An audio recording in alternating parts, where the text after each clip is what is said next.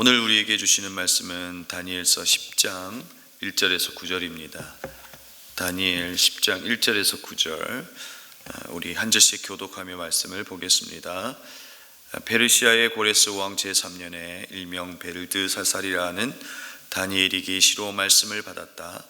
그 말씀은 참된 것이었는데 환상을 보는 가운데 심한 고생 끝에 겨우 그 뜻을 깨달았다. 그때 다니엘은 세 일에 동안 고행하였다. 세 일에 내내 좋은 음식을 삼가고 고기와 포도주도 입에 대지 않았으며 몸에 기름을 전혀 바르지 않았다. 첫째 달 스무나한 날에 나는 큰 티그리스 강둑에 와 있었다. 그때 내가 눈을 떠서 보니 한 사람이 모시 옷을 입고 우바스에 금으로 만든 띠를 허리에 동이고 있었다.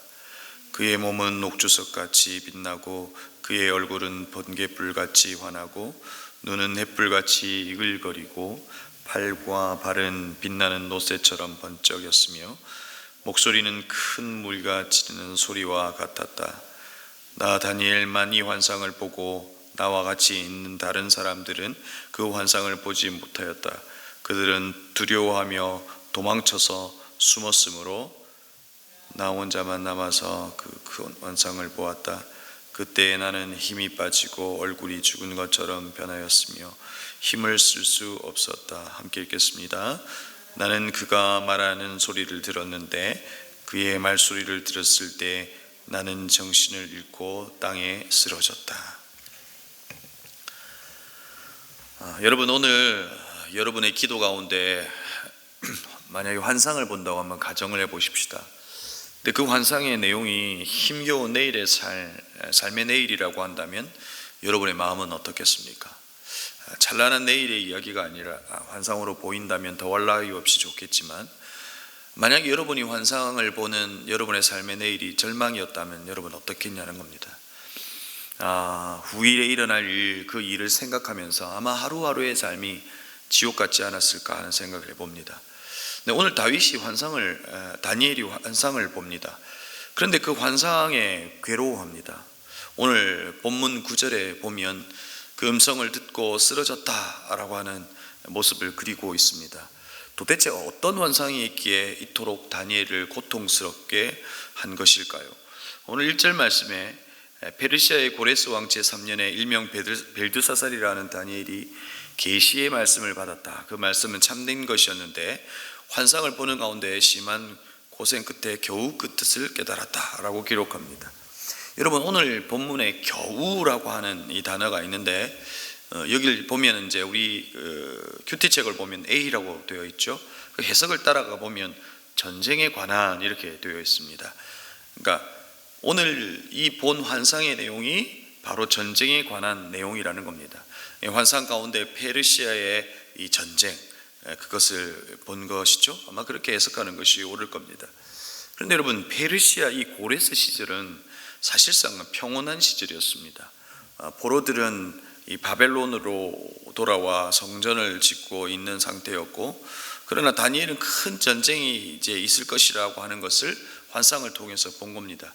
이 평온한 시절을 다른 사람이 알지 못하는 것을 알게 된 겁니다. 하나님께서 알게 하신 것이죠. 다니엘은 마음의 갈등을 하게 됩니다. 왜냐하면 다른 예언자들을 통하여 이스라엘의 자유를 얻고 즐거워하고 평화롭게 지낼 것이라고 하는 이 소망이 있었기 때문에 그렇습니다. 근데 여러분, 이때 다니엘이 무엇을 본 겁니까?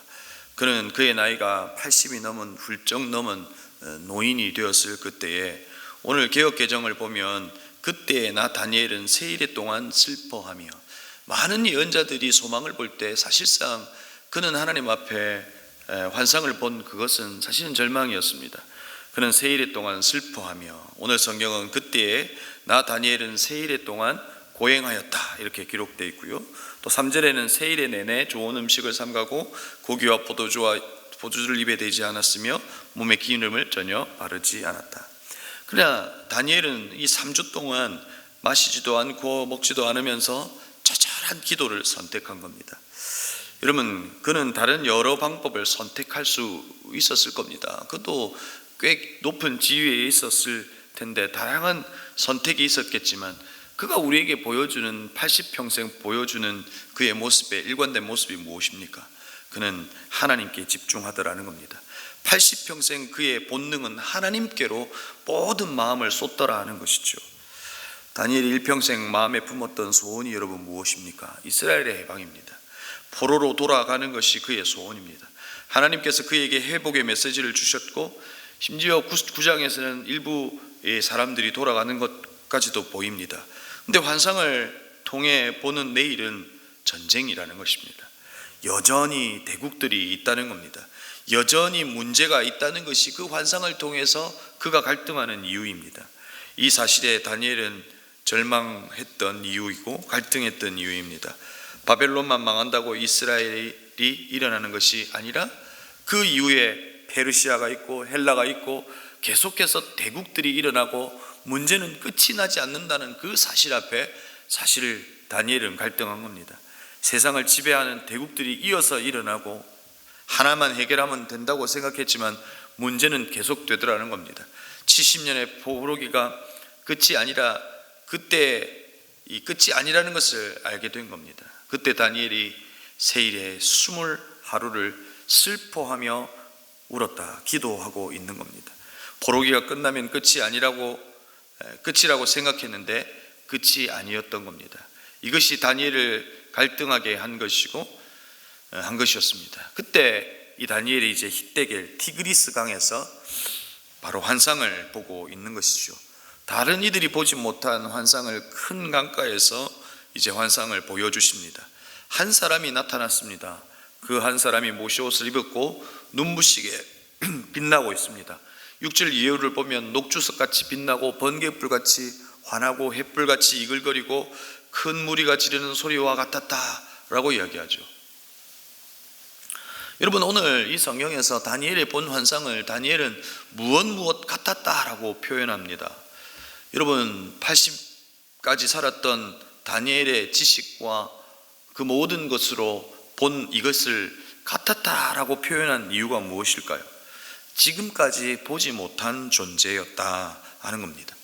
그의 눈앞에 지금까지 보지 못한 존재가 등장한 겁니다. 여러분, 이 부분의 해석은 두 갈래로 나뉩니다. 오늘 보고 있는 이 환상의 이 사람을 천사로 보는 해석이 있고 또 하나는 성자 하나님 그리스도로 보는 해석이 있습니다. 저는 후자라고 봅니다. 왜냐하면 다니엘서의 핵심은 이스라엘의 포로기가 끝나는 그 내용을 담고 있는 것이 사실상 아닙니다. 여러분, 오늘 이 다니엘서는 호세아보다 적은 장수를 가지고 있으면서도 대선지서로 분류되고 있습니다. 왜냐하면 이 성경의 가치가 더 크다는 것을 이야기하고 있는 겁니다. 사실상 다니엘서는 그냥 포로기가 끝나는 이야기를 하려고 하는 것이 아니라 사실상 구약과 신약을 연결하고 있는 겁니다. 메대와 페르시아와 헬라와 로마의 멸망 다음으로 바로 예수 그리스도와 연결되고 있는 거죠. 그것을 연결하는 중요한 성경이라는 것입니다. 지금껏 기도 가운데 환상을 볼 때 쓰러진 적이 없습니다. 그러나 그는 그의 말소리를 듣고 정신을 잃고 쓰러지는 것을 보게 되죠. 이 강력한 임재 가운데 사실상 쓰러지는 모습을 보게 됩니다. 그리고 내일 볼 말씀을 통해서 다시 다니엘을 일으켜 세우는 모습을 보고 있는 것이죠. 여러분, 다니엘의 소원은 이스라엘의 포로기가 끝나는 것이었습니다. 다니엘은 그토록 바라는 것은 바로 그 문제가 해결되는 것이었습니다. 그런데 그는 기도를 통해서 환상을 보고 그 환상 가운데 자기에게 있는 이 문제가 끝이 아니라는 것을 알게 된 겁니다. 그래서 그는 갈등하기 시작한 겁니다. 그는 괴로워하기 시작했던 겁니다. 그런데 여러분, 오늘 말씀을 통해서 우리가 보아야 될 하나님의 큰 그림은 무엇입니까? 하나님의 큰 그림은 이스라엘 백성들이 포로기가 끝나는 것뿐만 아니라 이 온 인류를 구원하시는 메시아의 오심, 바로 그 큰 그림이 있다는 겁니다. 우리는 3주 동안 기도하는 다니엘의 열심을 보고 있지만, 그리고 그 열심 앞에 우리도 도전받고 있지만, 사실상 그 너머에 우리의 구원을 향한 하나님의 열심을 보아야 한다는 것입니다. 또한 무엇을 깨닫습니까? 우리도 이 문제만 끝나면 끝이라는 생각합니다. 그런데 문제는 마치 이스라엘에게 페르시아가 있고 헬라가 있고 또다시 로마가 있는 것처럼 계속 문제는 찾아온다는 겁니다. 문제 가운데 우리가 절망하지 않을 수 있는 것은 우리와 영원히 동행하고 계신 분이 계시다는 겁니다.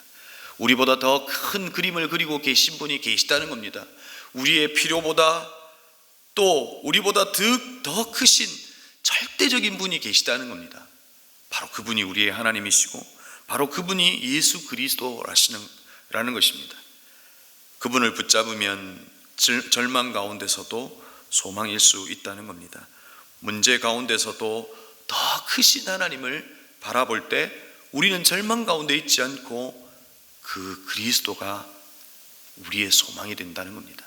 문제가 해결되는 것이 우리의 소망이 아니라 문제 가운데도 그 문제를 해결하실 수 있는 분, 그 문제보다 더 크신 하나님이 우리와 함께하고 계시다는 그 사실이 우리에게 소망이라는 겁니다.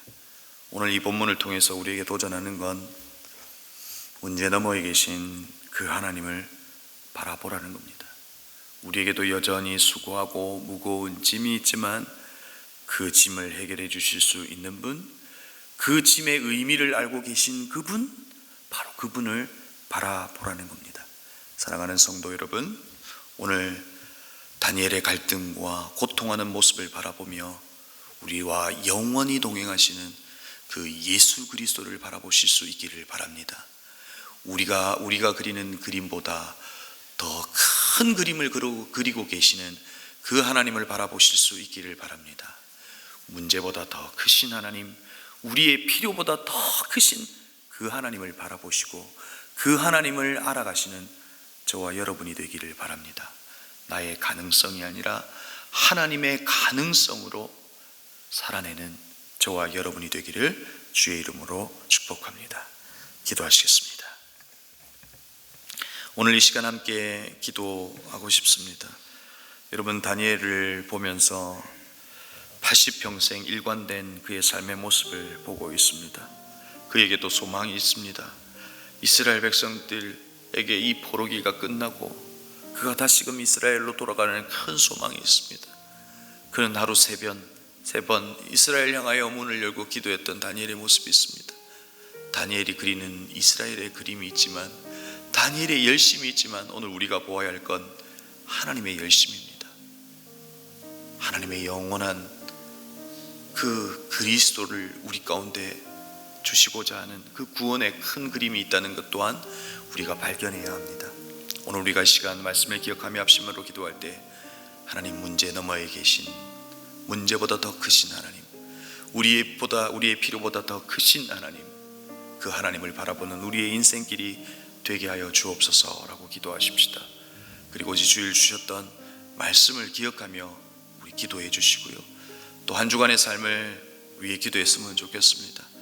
하나님, 한 주간의 삶을 주님께서 주관하여 주시고 우리의 매일의 삶이 하나님을 바라보며 하루하루를 살아가는 우리 한 주간의 삶이 되게 하여 주시옵소서. 그리고 여러분이 가져오신 기도의 제목을 또 가지고 또 함께 기도하시겠습니다. 기도합니다.